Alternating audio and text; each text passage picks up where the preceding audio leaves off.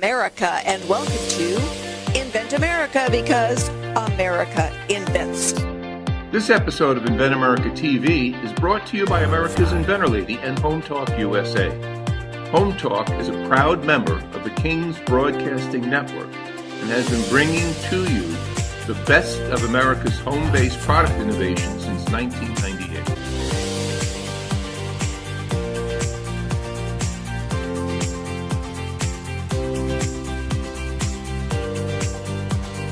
This segment of Invent America TV is brought to you by the law offices of R.P. Burrasca. RPB law offices have been bringing corporate-level legal expertise to the independent inventor community for more than 20 years. For all your inventing legal needs, trust rpblawoffices.com. Thank you so much for being with us today for this episode of Invent America, because America invents. Been doing it for hundreds of years, and we will continue to invent and make things better and make products better. And it's really exciting to be part of that world. And yet, I get frustrated. I find myself frustrated when I see inventors constantly making the same mistake over and over. So we're going to talk a little bit about that process. So if you've got an idea out there and you want to know the best way to do it, you can say, you know what, I heard this from Rita, and we are not going to make those mistakes. So my guest right now is Ray Burrasca. He is an industry expert in helping inventors understand that reality check. All right. He's been doing this for 40 years.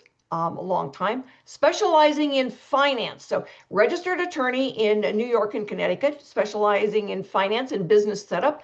And Ray, I know there's a couple of points here after working with inventors for a long time where you've seen the same mistakes over and over again. Tell everybody a little bit about yourself so they know that you know what you're doing. And then we're going to get into some very specific questions about some of those mistakes. Okay. Well, as Rita had indicated, I've been practicing law and finance for over 40 years at this point, when you combine the two of them. I have practiced finance on Wall Street. I have practiced finance in Silicon Valley during the dot-com eras. I have practiced finance in Colorado in the startup community for 20 years. And in addition, I also ran the largest crowdfunding site dedicated to investment in crowd-funded projects for over 8 years in Colorado. So when it comes to finance and business, my experience runs the entire gamut. Well, and that's really valuable to inventors, because a lot of inventors that they walk around in fantasy land thinking that they're going to build $1 million business, and their experience is, in some cases it's being, a mom, some cases it's being a contractor. Well, there's a lot that goes into building $1 million business, and a lot of them just don't see the errors early on that they're making. That's correct. And unfortunately, there is a culture out there initiated by the startup shows that everybody is going to get rich by having their invention become a startup. And the sad truth is it almost never works that way. And there's reasons why it never works that way. Well, when we're talking about, I think a lot of inventors don't realize you can invent a product and get it to market without being a startup. Correct. And so, that fantasy land of being then the startup is really misplaced. Absolutely. Even during the dot-com era, of all the clients that I had, and these were clients that had been venture capital funded, only one of them survives to this day. And that one was actually acquired by another company. So when you look at all of the activity in Silicon Valley during that period of time, during the dot-com era, and you look at all of the dead bodies that are strewn across the landscape because of it, what you begin to realize is if you're lucky enough to get venture capital, and it is an extreme improbability that you will, because it's less than 0.1% of everybody who applies, even if you get the money, the chances of you ultimately succeeding, given all of the pushes and pulls that exist with respect to a venture capital funded company, are so great that almost always the company implodes in some fashion, or it gets acquired and it's sold off. And then the acquirer disassembles it and reassigns the engineers from that company into other projects that the big company wants to have attended to. So the illusion that a solo independent inventor is going to somehow be the next Mark Zuckerberg is so delusional as to be laughable. And inventor associations that continue to promote the concept of startup for solo independent inventors are doing the inventing community a great disservice. A great disservice. Let's break that down just a little bit, because, a lot of the people I deal with are, they don't know. It's like, when they're in, elementary school, it's like, oh, I'm going to grow up and be an inventor. They're on the job, they're working, they see a better way of doing something. They're, in the kitchen, they see a better way. And it's that aha moment. Well, aha, and a better product idea in their head does not equal, that startup mentality. And so they generally just accidentally fall into it, because you're right, there's so many different organizations out there, whether it's, a local chamber, an SBA, or whatever, they go startup, startup, startup. There's a difference between working your product and getting it into the marketplace and being the startup. And a lot of times the startup jumps over the early steps that need to be done. And it just throws them into spending money. Well, it costs a lot of money to be able to get a product to market, but it's not the money that is spent on the startup. It's supposed to be money spent on developing the product, right? Exactly right. And that is where they make their greatest mistake, is they spend a lot of their money on attorneys, on accountants, on creating business plans, on creating projections that go out 5 years when they don't even yet know that they have a business. And so, unfortunately, it's this culture that we're in these days, where in the past, let's say going back to the early 1980s, before Apple blew off the doors of venture capital and of financing and investment with its IPO, when you go back to that period of time prior to that incident, when an inventor had a product, the way he typically would grow his business is organically, which means a little bit at a time. Don't bite off a bigger chew than you can swallow at any moment. And business plans were the last thing that they did after they, one, invented the idea, two, had a search done to make sure they weren't stealing somebody else's intellectual property, three, had a patent application done that was finally accepted and became a patent, four, created a prototype that matched the patent, five, went to a trade show to get some feedback when it came to the marketability of the product. That's what inventors used to do, step by step by step. It takes money to make money, especially when you are an inventor. And when people think they can just go out and raise money from other people for an idea, that's where they're most sadly mistaken. Well, we always laugh and say ideas are like belly buttons. Everybody's got one. And just because yours is cute doesn't mean I can sell it. And so what we look at then is like, don't waste money on the business plan. You don't have a business yet. Get a search done. All right. You don't have a business yet. See if you can file the patent. Get a prototype. Can you actually make it work? I've seen renderings of life on Mars. It doesn't mean that there really is life on Mars. So can you make it work? And so there's steps that certainly get done prior to a business plan, because you don't have a business yet. And so we're going to come back and we're going to talk more about this. And you're going to give some advice on those early steps, but even for people that have been down the road a little bit, I think it's almost more dangerous for them to run after investor funding than it is for the newbie who doesn't even know if they've got anything. We're going to talk about those variations a little bit. So everybody, we're going to go and pay some bills. So stick with us. And if you've got an inventor out there that that is kind of struggling, have them join us at the Inventors Roundtable meetings. They're free. You can ask questions. And sometimes what an inventor learns from the inventor sitting next to them is the most valuable thing they can walk away with. And a lot of those inventors, they've been there, done that, made the mistakes, and they'll say, oh my gosh, don't do it this way. Think about this over here. If you're just getting started, you want to show off, go with us to ASD Market Week. That is the best place to gather market research. It's critical to get that market research.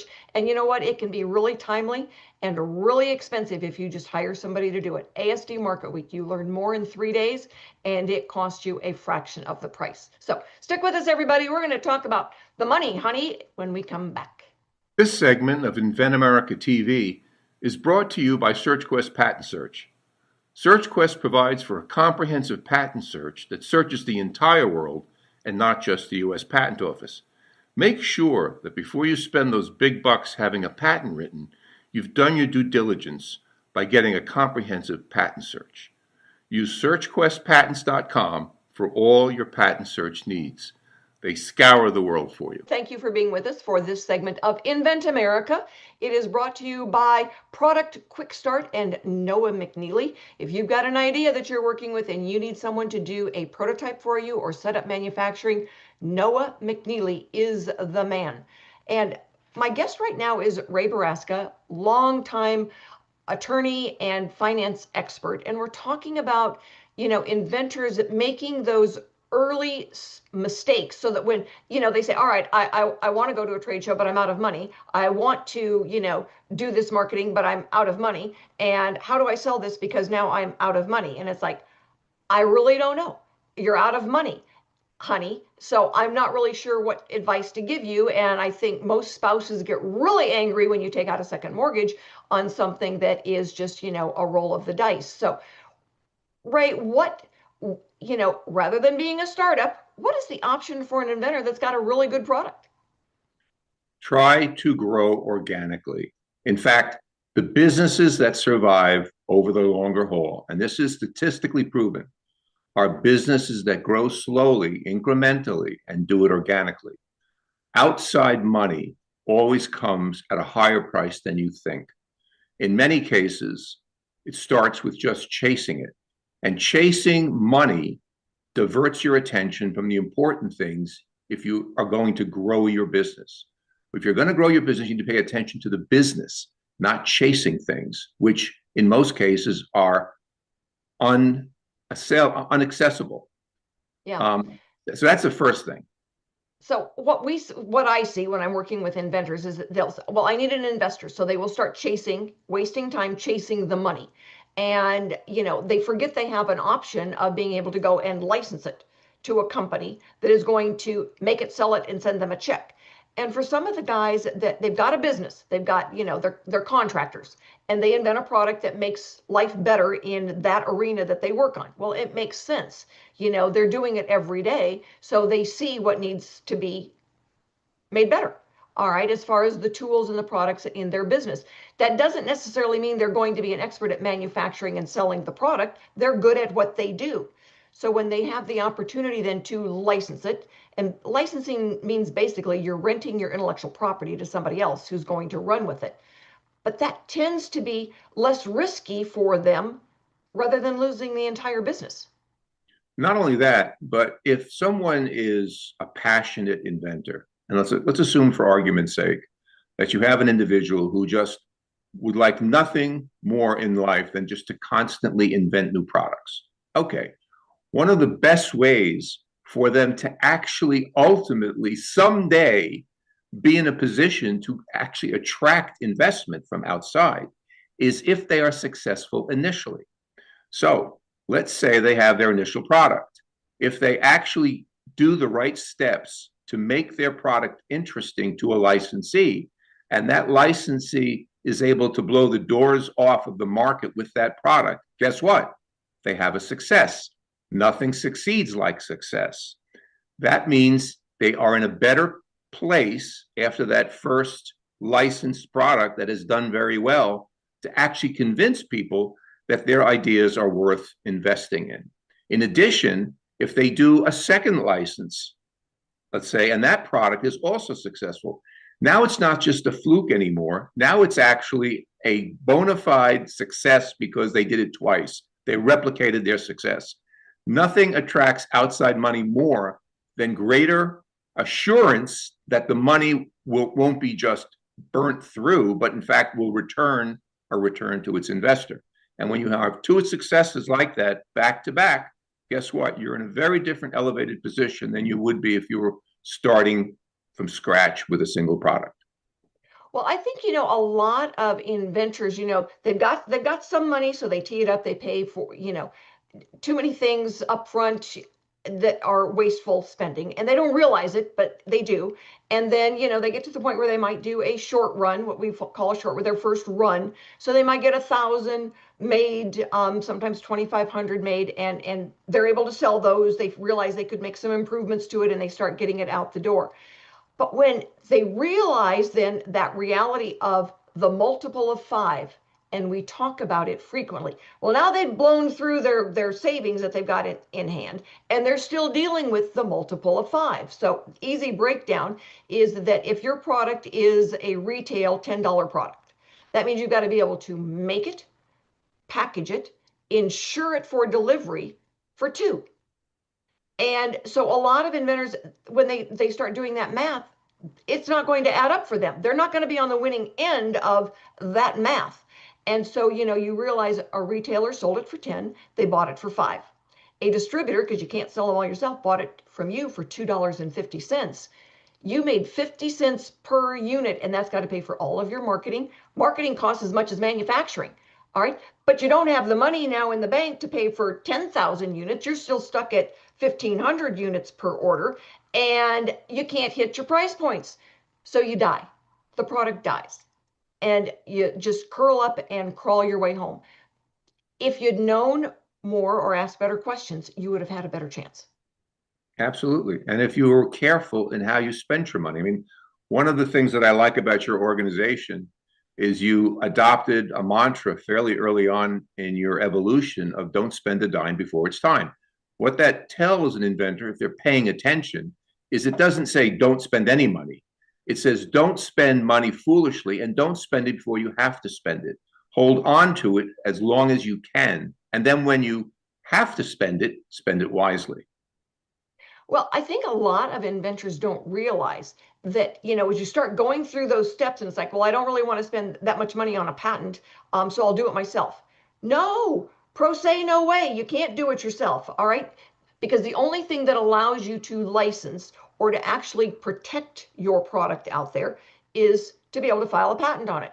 And yeah, there's some products that are out there, they don't care. They just want to be able to get it out there and do that. Okay, fine. You take the risk, but you need to understand the risk and what's going on. So when we get back, we're going to talk a little bit more about some of those, you know, cool new products that we're taking to ASD Market Week and the places where they are and some of the decisions the inventors have to make because they're down at crunch time as far as their dollars go. And we're going to talk about where your dollars do the most work for you on your behalf. So stick with us, everybody. We're going to go and pay some bills. And again, if you are an inventor out there and you've got questions, join us at the IRT meetings, the inventor roundtables, where we can answer your questions. It's kind of like the call-in version of the radio show. So we'll be right back with our industry expert. Stick with us. If you're an inventor or you know an inventor out there who would just like to be able to have a conversation with other inventors, join the Inventors Roundtable. It's free. The meetings are virtual, so you can be anywhere in America and talk to another inventor. And for a lot of folks out there, understanding the process, being able to ask questions, getting good service provider information is critical to the inventing process. So, got questions? Want to join? It's free. inventorsroundtable.org. And thank you so much for joining us for this segment of Invent America. You know, show me the money, honey. It is really to get that idea out of your head, all right, and into the marketplace. It takes money and very wise decision making. And we're talking about some of those decisions that inventors have to make all the time. This segment is brought to you by Wood & Wood. If you have got water running down on your head from those gutters leaking, you know what? We need gutters.com. That's where you are going to find the answer, and that's where you're going to make it stop running down on your head. Been there, done that. Wasn't any fun. Now it doesn't, because I used weneedgutters.com. My guest for this hour of Invent America is Ray Burrasca. He is the money expert for a lot of our inventors. And, you know, when I get an inventor that says, oh, I'm going to go after an investor, it's like, don't do that. man, you need to know a lot more about that whole arena. It's like, it's hard enough to go to market with a product. You're opening a whole nother can of worms when you say, I'm going to go after an investor. So, a lot of the inventors, they start running out of money, and instead of going to a show, they want to get an investor. Why is that a mistake? Well, the chances of them actually getting an investor in the time period that they should be getting that investor in order for their invention not to go flat is way too short. And so they will inevitably run out of money. It's almost a guarantee that they will run out of money. Looking for an investor when you're desperate for an investor is the worst time to look for an investor. The best time to look for an investor is when you don't need an investor. And the best time to look for it's the same thing as if you were borrowing money from a bank. The best time to go to the bank is not when you desperately need the money. It's when you've gone to the bank repeatedly over time, developed the relationship, put some money in the bank so they're making money off of you. And then all of a sudden you have a need for a loan. You go and talk to your friendly loan officer. But unfortunately, people don't think about those things until it's too late. And the too late syndrome is what kills most inventions. And another place that inventors go frequently, it's a huge mistake, is they think, well, I'll raise money on a Kickstarter campaign. Well, you ran a group that did the crowdfunding and realized that it has become now a very predatory space. Like every other space, it doesn't matter how expensive the suit is, the shark is still going to eat you. And so it's really the same thing on crowdfunding these days, isn't it? Absolutely. And it doesn't matter whether you're looking at what's called investment-based crowdfunding, which looks more like traditional venture capital funding, but on a small scale, or you're looking at what we call the perquisites crowdfunding, like Kickstarter and GoFundMe, and those, each of them have their own criteria that someone that wants to start a campaign has no clue exists. And those criteria have become more and more hardened and reflect to a greater and greater degree venture capital thinking. When you are thinking like a venture capitalist, you are very greedy. The reason that you're risking your money is that the probability of it being returned to you is remote. But if you strike it and it's good, you're going to get a real windfall. Okay. And so when you start building in those kind of criteria to these platforms, and it's happened with every single platform. There is no platform out there, I can assure you, except the ones that maybe failed and are gone. There's no successful platform out there that is not predatory in some fashion and keeps you ignorant until you are stuck in the middle of a funding campaign. And all of a sudden, that's when all the boogeymen and the phantoms start coming out of the closet that you get assaulted with for the first time. So many people don't understand. They're in love with the fantasy idea of raising money by pre-selling their product. I have seen people raise $500,000, $500,000, and be bankrupt in 2 weeks because they didn't understand the rules. Absolutely. And that is not an unusual story. That happens frequently. But what's even more disheartening is sometimes the platform will lead you to believe at the beginning that you can get money from their crowd. But when you're actually deep within the funding campaign itself, all of a sudden they emerge and say, well, we think you should put in $100,000 of your own money or your relative's money. And they go and they force you basically to do something you would never think about doing, which is borrowing money from family, because borrowing money from family is one of the worst ideas you can ever have, because you can't escape from family. They are going to be with you constantly. And if you screw them, you are going to have really bad family relationships. That is for sure. So you never want to go down that road. And there's so many things. A crowdfunding campaign can work as long as you know all the rules and you've got products sitting in a warehouse on the ground in the United States, so you would know exactly what the cost is. But when you're saying, oh, I'm going to do a campaign to raise the money to pay for the manufacturing, no, that's when you get toasted. Because if the price goes up, if something is held in stock, and if you take that money, you are obligated to fill those orders. Absolutely. And a lot of, they don't realize that. And you can be, in a world of hurt. I've seen so many inventors raise money. We knew a gentleman who was actually on Shark Tank. He had successful businesses, $1 million businesses over and over again. And after being on Shark Tank, it was what, 2 months and he was bankrupt with that business? Absolutely. He was a client of mine, actually. And he And, was very, very successful over a number of businesses, over almost a half a dozen businesses where he sold them at a profit. And he had this one really cool business that had an even better idea than his current product. And he went to Shark Tank and he took a small investment from them. And within 6 months, I'd say he was in bankruptcy. So there are ways that even successful people can be ambushed by taking outside investor money. it's amazing. So the rules then are, don't spend a dime before it's time. When it's time, you have to step up to the plate, but then you at least know how to budget things. All right, there are ways to squeeze the money so that you can get the most out of it and get your product teed up for a trade show. And that's where a lot of people think they'll hire a market research team. Well, goodness gracious, the market research team's got no blood in the game, all right, because they're going to send you an invoice. And that's what we're going to talk about is still, some of those invoices that inventors get that they just didn't expect and that didn't offer anything in return. And marketing is one of the big ones, isn't it? Absolutely. And one of the great ploys of these marketing research firms is they'll do a little bit of work, they'll give you some preliminary analysis, and then they'll say, whoa, we have this plan, we can execute this plan. And the very first step in the plan is they want to redesign your website, which is a complete waste of your money, especially if you already have a website in place. So that's a fairly common thing that happens again and again with these market research firms. And, market research firms, they go out, they may talk to, let's say 1,000 consumers. If you go to a trade show and you're talking to the professionals there, all right, now you're talking to people who represent thousands of consumers.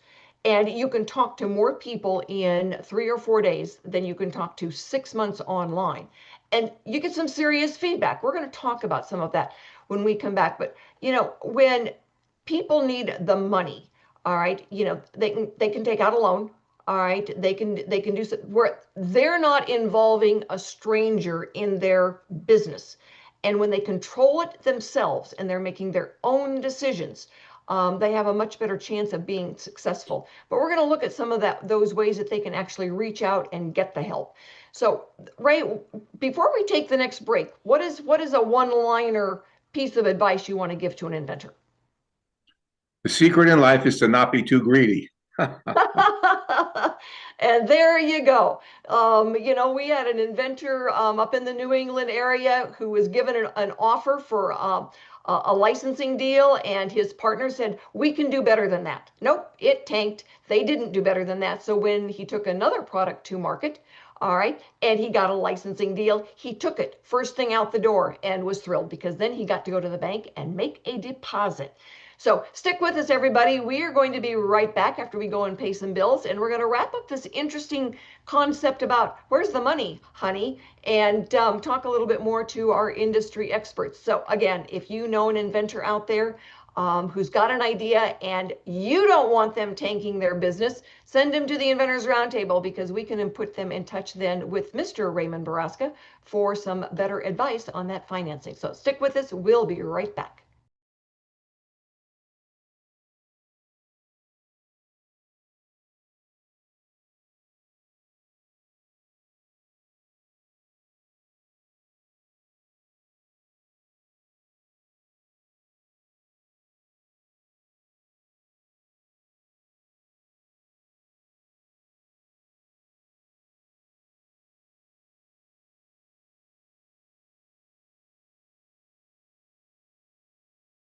And thank you so much for being with us for this segment of Invent America because America invents. My guest for this segment is Mr. Raymond Burrasca, and he is our industry expert, attorney, and can answer questions for our inventors when the first thing I do when somebody says, oh, I'm looking for an investor, is like, nope, nope, nope. You need to talk to Ray first and have him point you in a better direction.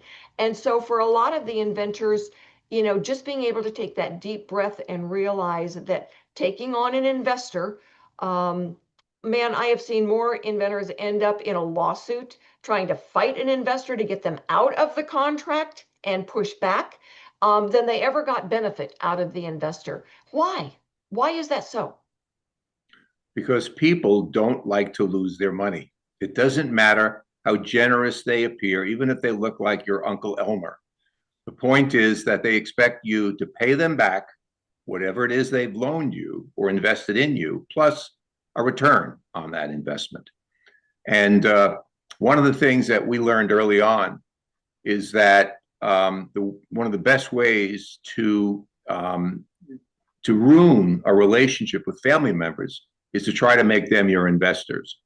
In addition, there's something else that people need to understand. We hear a lot of talk. If they're talking about startups, a lot of times they're talking about venture capital, but frequently they can be talking about what's called an accredited investor. And the accredited investors are colloquially referred to as angels. Well, let me tell you a story about angels, and this is true. Before the dot-coms imploded at the end of the 90s, 1990s, there were true angel investors. There were people who would meet you, listen to your stories, listen to your pitch, like you, come to like you personally, and based on their assessment of your character, would actually invest in you and in your idea or your business. What happened, unfortunately, was venture capital became very sophisticated very early on. And so what they realized is they could put sucker money in first by having angels invest in the very first round of outside investment. And so that's what they did. They allowed all of these angels, these good-hearted individuals who were just looking to help people and get their money back plus a return. They put them into the first round of financing. And then what would happen is the startup would start to trail a little bit. Its operations would start to deflate a little bit. And so the second round of money that would come in would be venture capital money, very greedy money, and they would make the original round of angel investors take a hit in order for the company to get the new money. Then, to add insult to injury, when the IPO window was about to close, what happened was the venture capitalists either sold off their shares in these companies to other companies, or they IPO'd the business, but they made the angels sign lockup agreements, which disabled them from selling their shares for the first 6 months after the IPO. So what was the net effect of all of those betrayals? After the dot-coms imploded, the angels were out of money. They were destitute, they were broken, and their backs were broken by venture capital in essence. So what happened as a consequence of that, these accredited investors didn't go away. They banded together as groups, and they started to adopt the venture capital guidelines. So guess what? Those accredited investors these days are not angels. They look more like devils and they act more like devils. And they certainly are no better than venture capital.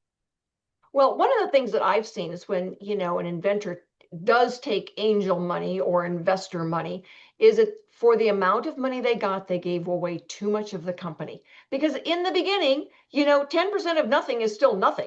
And so they'll want a bigger percentage. Well, let's say then the business grows and now you've got somebody that's telling you what to do, how to do it, and when to do it. And they say that they own, 51% of the company because they gave you $50,000. And now it's way out of balance because they should have given you, you should have been able to give them for that amount of money, 2% of the company. Not only that, but when you actually follow, let's say, the venture capital trail, and it inevitably requires more than a single round of financing. So you're talking about multiple rounds of financing, maybe as much as 4 or 5 different rounds of financing. When you finally get to that final round of financing, everybody else has been squeezed down in order to get to that final round. And so what happens as a consequence of that is that it's very hard for the management of the company, so the inventor, let's say, and his fellow team members. It's very hard for them at that point to hold on to much of the company at all. So the average percentage of the company that a management team, this is a management team, so this includes not only the inventor, but all of his business development people, his lawyer, you name it, 4 or 5 different people. The management team only walks away with 15%. So the inventor ends up with maybe 3-4% of what ultimately was his whole idea, his whole passion. And when you look at it from that perspective, because he doesn't get to cash out until the very end, okay? When you look at that perspective, from that perspective, he's better off with a license agreement than he is with actually going through all of the heartache and turmoil and years of investment required to build a company from scratch and then take outside investment in. Well, there you go, everybody. As we wrap up this episode of Invent America, you know what? License it, license it, license it, because it's going to get you money in your pocket faster, and you are going to have a lot less heartache, and your spouse is going to be happier with you because now you get to use that discretionary income to go on vacation someplace. So take her to a nice beach, and we will be back next week and talking to some more inventors and talking about that process and cool new products and where you can go and get them. So take care, everybody. And Mr. Michael King and King Productions, thank you so much for letting us be on the air. And you get well now, Mr. King. We need you. Take care, everybody, and have a wonderful weekend. Thanks, everyone, for joining us today. We will be back next week with more stories on getting products from mind to market. We will have new inventors and industry experts. So join us and have a wonderful week.